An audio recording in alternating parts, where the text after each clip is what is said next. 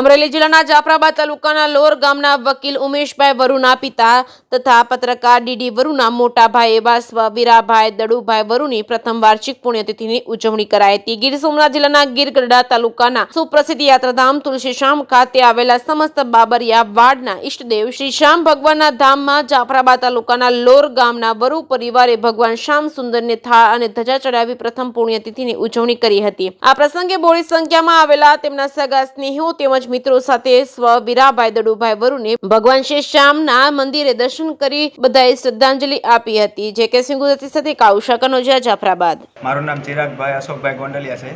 હું અહીંયા તુલસીશ્યામ મંદિરમાં મેનેજર તરીકે ફરજ બજાવું છું। આજે અમારે ભાઈ